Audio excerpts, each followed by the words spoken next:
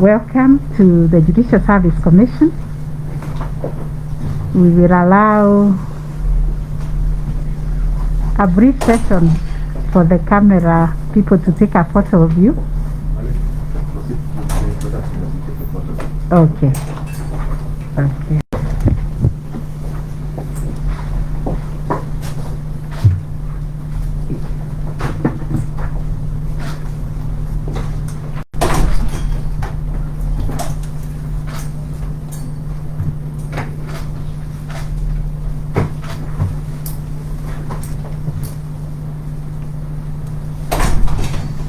You will also use the microphone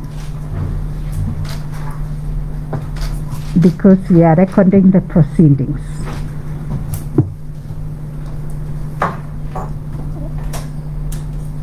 So before you is the Judicial Service Commission. I will ask the commissioners to introduce themselves before we start the conversation we are going to engage in. I will start with myself. My name is Martha Kome. I'm the chairperson of the Judicial Service Commission. Thank you. My name is Justice Muhammad Ibrahim. I'm a commissioner and also a judge of the Supreme Court.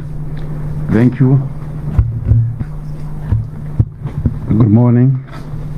I'm Patrick Ishohi, and I represent public service in this commission.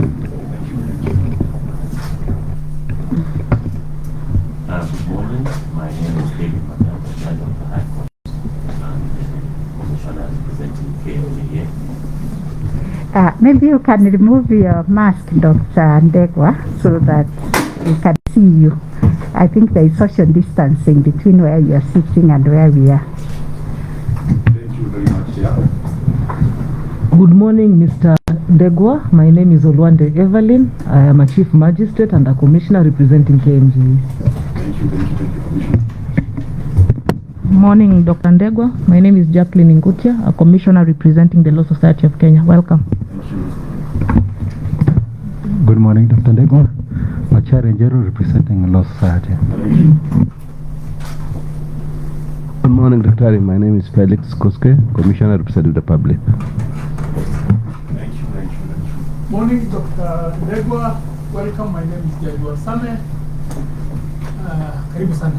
Thank you, Judge. Dr. NDEGWA, good morning. My name is Olive Mugenda, Commissioner. Kehara Kariuki, Daktari Karibu. I'm the Attorney General, by virtue of which I'm a Commissioner. And I'm Anna Madi, Secretary.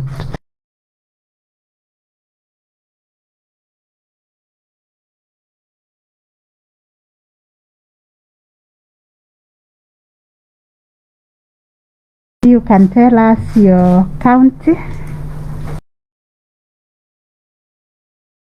My county is Kiambu. And your ethnicity.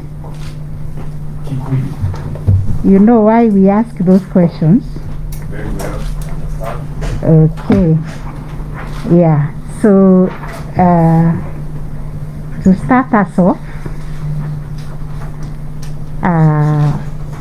please tell the commission about yourself.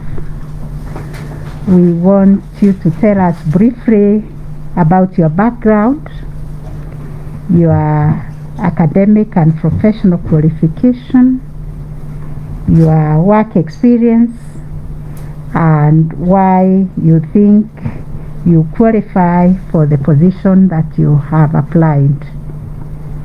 We've read your CV, so just make a brief highlight of also the key achievements you have made in your career. Thank you very much. I said my name is WAMUTI NDEGWA. I hold a PhD from the University of Nairobi. I have been a practitioner for the last 27 years. And in the last 17 years, I have practiced law in the Court of Appeal. And I would want to say that I am actually a package of 6 persons in one person. In that, I am a practitioner, I am a scholar, I am a researcher, I am a friend of the judiciary, I'm a leader out there, and in private life, I'm a family man, a husband and a father. So, if you allow me, I can mention a little bit briefly about my work as a scholar, as a practitioner. So, as I said, as a practitioner, I have practiced for 27 years, 17 years in the Court of Appeal, the High Court, and the Supreme Court. And I've done many matters, and I'm happy to say, with a lot of humility, that I've done over 100 appeals, and I've lost only 1. In the course of doing those cases, I've become very familiar with the procedures of the Court of Appeal, and also become very familiar with the role that a judge of the Court of Appeal plays in hearing and determining appeals.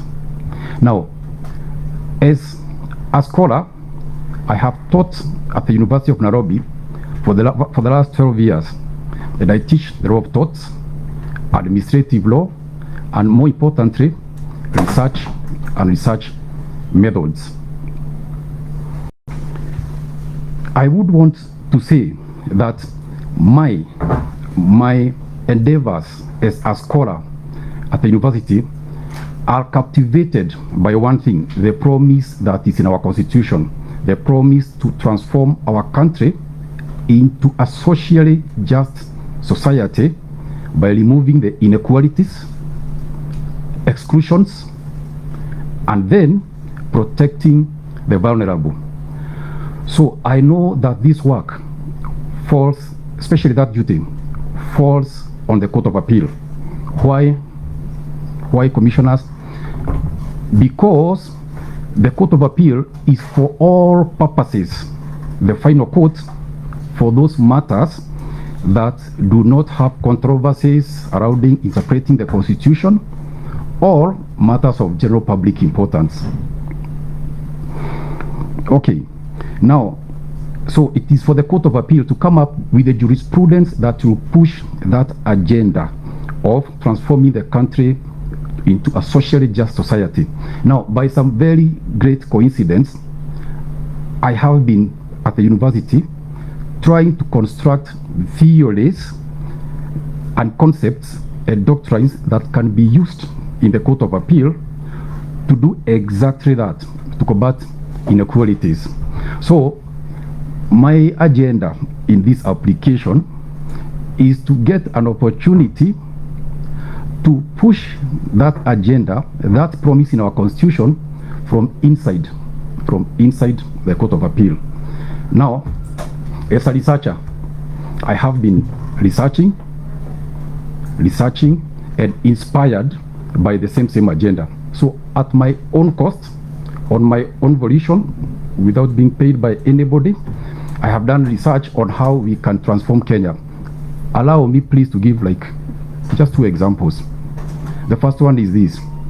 I have researched on how the people who are the privileged, people who do not have title deeds, people who do not have logbooks, can access can access surety board in Kenya instead of languishing in our prisons. Because when you go to court or you are given surety board, you have to bring a title deed, and that's how many Kenyans have. Okay, I have researched on how we can use ordinary Kenyans to fight against corruption by converting them into an army of attorney generals to be able to file claims in court in the name of the state to recover the assets that are stolen and in return get a small commission. So 3 of the papers I presented as my sample writings are papers that I have published exactly on this agenda of transforming Kenya into a socially just society. Okay. So again now, as afraid of the judiciary. I have had opportunities of being invited by the judiciary itself to present papers as a panelist in the colloquiums, annual conferences, and seminars. In year 2009 up to 2011, I was in the Rules Committee, and I was instrumental in making the Rules of Civil Procedure 2010. And on top of that, I have had an opportunity of teaming up with the judiciary as a member of the Judicial Commission of Inquiry into the violence that hit Tana River. Allow me just 1 minute to tell you what I learned from Tana River and about social justice. I learned how a lack of access to justice becomes violence, because in Tana River districts, 3 districts, there were only 1 court. And so the pastoralists and the farmers had only one way of solving their disputes, by just cutting each other. So some of these experiences still continue driving me to do this kind of social justice work. I now go to my work as a leader and say this, that as a leader, I was tasked by the University of Nairobi to set up the University of Nairobi in Mombasa. So I started it from scratch with 1 lecturer and 1 student. I ran it from year 2009 up to year 2014. Today, it is a very successful institution with more than 2,500 students. On top of that, as a leader, I am the Chancellor of the Anglican Church, the Diocese of Mombasa. Now, in my private life, as I said, I am a father and I am a husband. So, thank you very much. Thank you very much. That is quite interesting. And thank you for your commitment to social justice and the work you have done to improve generally the society. Now you have applied to join the Court of Appeal. You can tell us briefly what are the instruments that are going to guide you as a judge in the Court of Appeal. What you are going to be using to make sure that what is before you is properly before you, and what really distinguishes the practice in the Court of Appeal from that of the High Court. Thank you, Chair. My instruments, number 1, will be the Constitution. The second one will be the Appellate Jurisdiction Act and the rules. The third one will be the Court of Appeal Organization and Administration Act.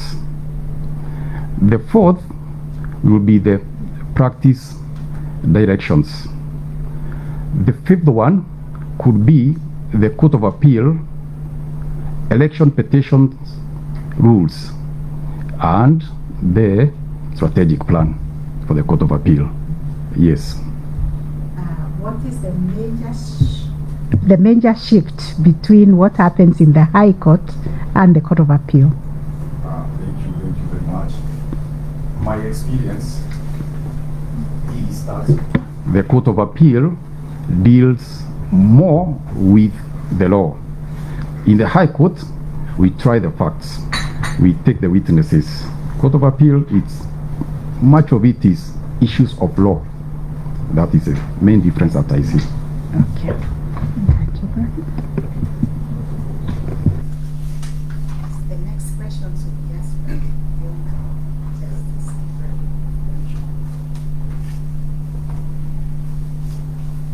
Thank you, Chair.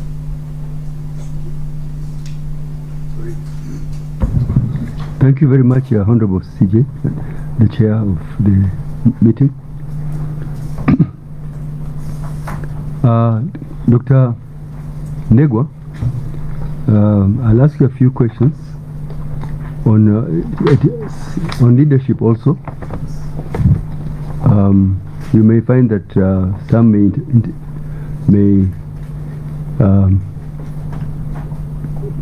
some of the questions may be, you may have actually answered some of them, but the nature of my questions on leadership,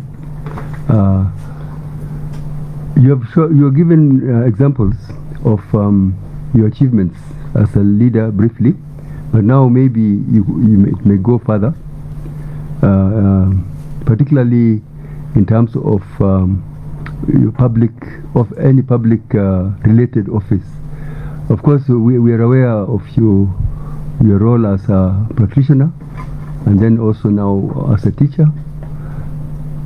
So, could you give us more, apart from the academic, what you achieved at the University of Nairobi, other key achievements that you may have achieved as a leader, particularly in the judicial sector? Thank you, Commissioner.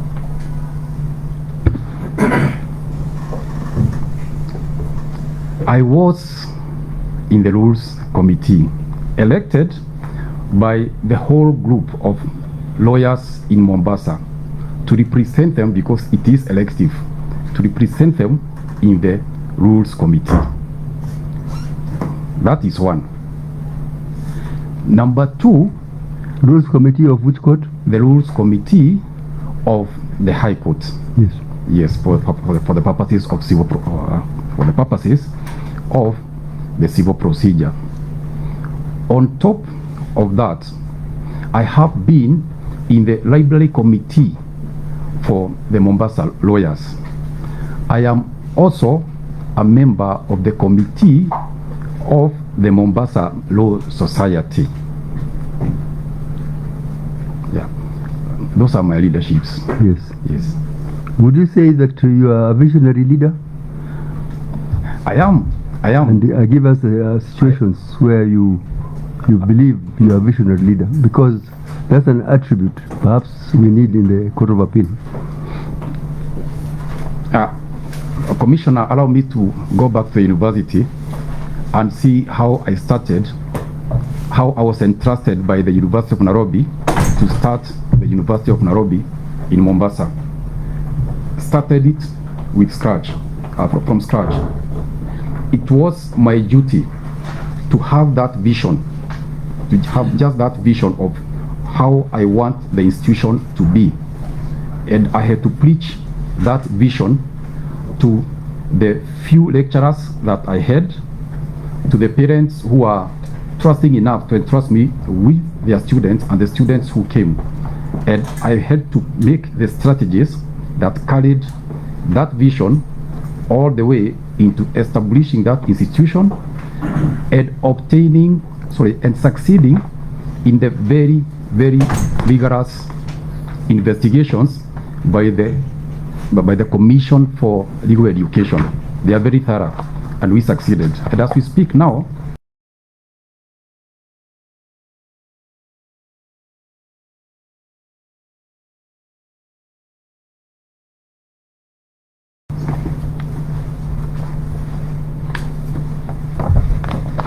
yes. Now, when it comes to leadership, you have already dealt with the issue of what the attribute of a visionary leader. There are many aspects of leadership, and you know, one of the strategic plan of the judiciary generally, we have what we call transformative administration, where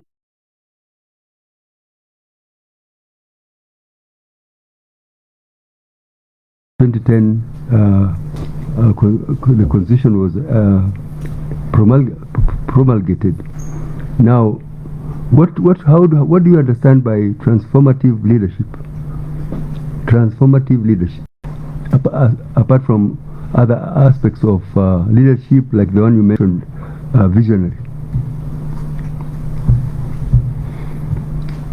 My understanding is that the transformative leader should be able to assess the situation, like have a situational analysis, and then be able to have a clear vision of where you want the institution to be.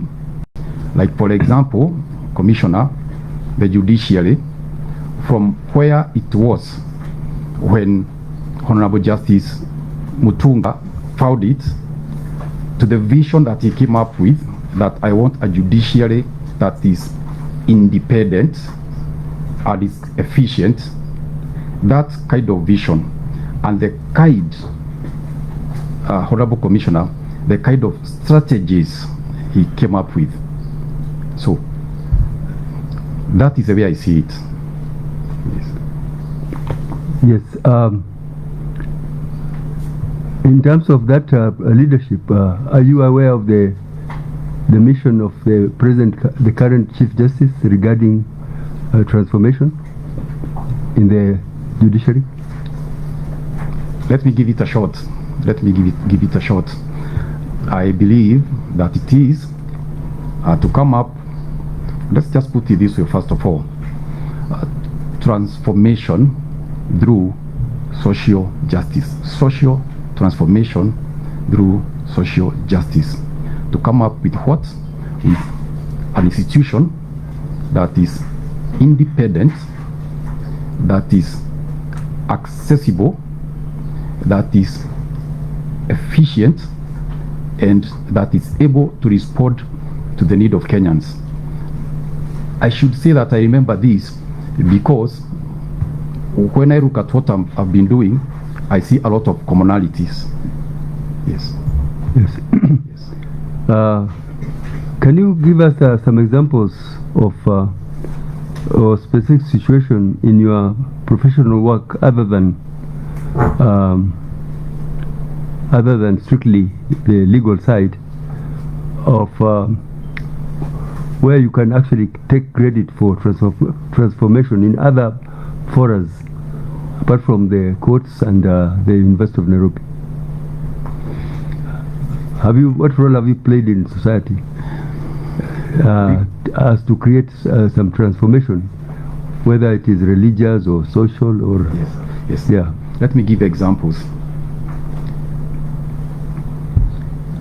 I have on my own, at my own cost, sat down, worked very hard, and come up with a bill which I tabled in Parliament, a bill that is trying to convert ordinary Kenyans into that, what I said, an army of the Attorney Generals, a bill or a law that would enable ordinary Kenyans to go to court in the name of the state, and because they know who stole what, where, how, yes, and be able to recover and get some money out of it. The idea is this, Honorable Commissioner, to create a predator that predates on corruption. That is one, and you can imagine that for a layman in legal drafting to come up with that bill, and I have it here, I could share, it involved a lot of work. I hope by doing that I'll have transformed, and I can tell you, Honorable Commissioner, that I have succeeded, because 6 years later, that was in 2013, 6 years later, I was appointed by the government to be the national consultant for developing that kind of law. And now that bill is waiting in Parliament. Now, outside that, as I said, I am the Chancellor of the Anglican Church, Diocese of Mombasa. We sit with the Bishop, and we have transformed the church in Mombasa into a very, very strong institution. We have 50,000 congregants and 150 priests. So that's leadership. Now, regarding this project that you were talking about, yes, about the issue of having an army Yes. of litigation activation, or as we call them, predators. In fact, that worries me. Looking at the functions of the Attorney General, mainly the Office of the Attorney General, and also the DPP, don't you think that busybodies can misuse that process that you are creating, or you want to create, to file charges, to apply for recovery of assets? Don't you think it can be abusive? Can be abused and create conflict between the constitutional offices that are designed or dedicated to carry out those activities? And you know, there could be other people who are malicious, can misuse this process that you're talking about. Thank you, Commissioner. I see the concern, and I saw the concern when I was drafting the bill. First, the idea is that it should only be in civil claims, not criminal. Number two, I had suggested some inbuilt mechanisms for preventing that abuse. So the concept is that before one files a suit in court, you give a notice to the Attorney General, you enclose all the materials that you have, and you only go to court if the state does not take up the matter. And the whole idea was this: to bring the materials to the attention of the Attorney General. The idea is not to displace or to distract, it is to complement. We know the state has limited resources, but you can imagine, Commissioner, a person who is in Mandera, he knows that somebody is stealing from the county. We know the officers of the Attorney General and even investigators, but how many are they? So the idea was to be able to supplement the work of the state, complementing. What are your thoughts about leadership and integrity? And maybe give us some of the laws that deal with those aspects of the requirements of integrity for a judicial officer. You could give me examples, whether it's the Constitution or any other law. Yes. Thank you, Commissioner. For leadership, especially in the concepts that I have suggested, social transformation, integrity is core. Integrity is at the core of it. When you go to Article 73, Chapter 6, integrity is at the core of it. Yes. And for judicial officers, integrity becomes even more important because it becomes a question of the impartiality, the confidence, the image, especially the members of the public having confidence in the administration of justice. So integrity is absolutely essential. Thank you very much, Dr. NDEGWA. Thank you. Dr. NDEGWA, good morning again. You've just mentioned the principle of integrity, which is one of the several of the Bangalore principles on judicial conduct. Could you name another three? Okay, thank you. I'm seeing impartiality. I'm seeing diligence.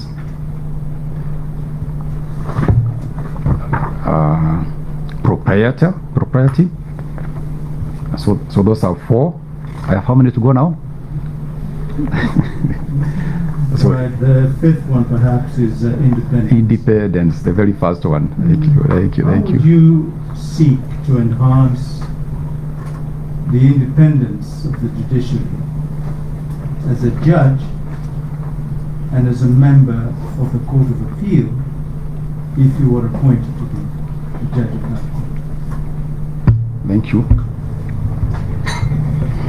as a judge, as an individual, I understood that I would have to base my decisions in the course of performing my duties purely on the law and the facts. I would not allow any kind of external influence. So now, separately now, as an institution. So before you go to the institution, Dr. NDEGWA, you understand that the Court of Appeal is a collegial court. There are 3 judges normally sitting at any given time. Yes, yes. And you've just said you would not allow to be influenced by anyone. Yes. How do you see that? How would you keep the balance of collegiality in a collegiate court where you have to work with at least 3 others in reaching the particular decision the court is going to render? Thank you. As a collegiate court, I appreciate that it's a decision coming from 3. So there would have to be consultations, exchanging ideas, but ultimately the obligation that is in the Appellate Jurisdiction Act requires that the decision be independent. That as an individual judge, you make your independent decision, but you are free to consult, to persuade each other, but ultimately the decision is individual. Yes. But I will be very, very happy to consult with the others and even persuade them to my ideas of social justice. Thank you. You can move on to the second aspect. As a court. Now, for the institution. When I look at the institution, the Constitution provides that one of the essential requirements of the judiciary is that the courts have to be independent. So when we are writing the judgments, because the main work of a judge is to write judgments, we would make sure that we address any attempts to interfere with the independence of the institution of the judiciary or the Court of Appeal at a smaller level. So basically through the judgments. And every time I'll get an opportunity, if there are attempts to encroach on the independence of the judiciary, I would perhaps comment on it in the obiter. Yes. So essentially through the judgments. And also, let me add, and also reminding my colleagues that we are independent, we shouldn't allow any kind of influence. Yes. Thank you very much. Finally, from me, Chair, what do you understand by judicial activism, and does it have a place in the Court of Appeal? Yes. By judicial activism, I understand it to be the situation whereby judges tend to create law and rights that are really not there in the text of the statute or the Constitution, so that we have sort of judge-made and rights made by the judges. In my view, when done in a measured way and done in a way that does not go to the extent of interfering with the other institutions, when done in a measured way and within the Constitution, judicial activism would be good, because even the Constitution requires judges and the courts to interpret the Constitution in a way that fills the gaps, especially on fundamental rights. But where activism is taken too far, to an extent of interfering with the running of the other institutions, I would say that will be against the spirit of separation of powers. It shouldn't have a place in any court. It has to be clearly measured with a clear objective within the Constitution. Yes, the Honorable Justice Wasami, are you having some materials in front of you that you are referring to? No, it was. Yeah, we just want to engage you. Yes. Without materials. Yes. Yes. The Honorable Justice Wasami, please. Okay, thank you, Honorable CJ. Daktari wants us to discuss the issues which are currently live. Yes. What is your view on pro-life, pro-choice principles? Thank you, Commissioner. I have to start from the Constitution. It says, life begins at conception. That is my starting point. Life begins at conception. So, moving from there, it Don't move from there, start from there. Thank you. Now starting from there, it is that I believe that the ones who say pro-choice. Not pro-choice, conception. Start with conception. Yes. I believe that I've understood the question. I'm looking at it and saying that the school that says that they would want to have the choice to decide what to do with that life would, for all purposes, be interfering with a life, and that would be unlawful.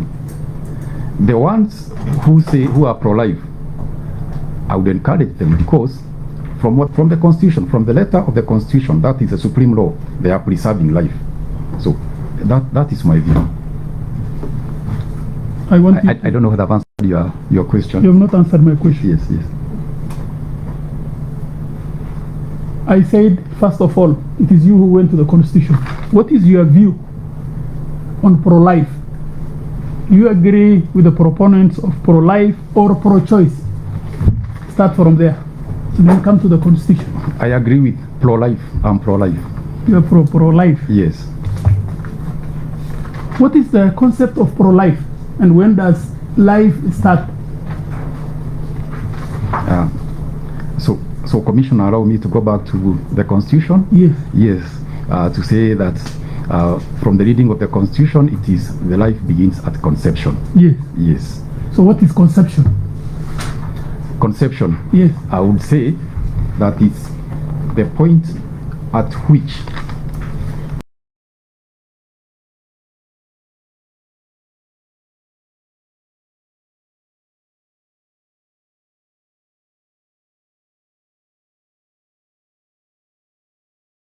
yes.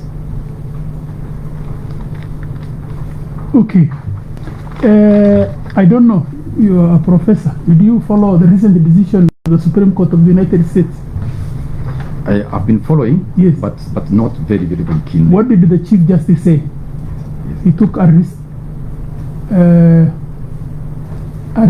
measured position. Yes. What was his position about conception and the viability? Yes. The viability standard set in the Roy case. Because there were two issues that were discussed in the Supreme Court. Yes.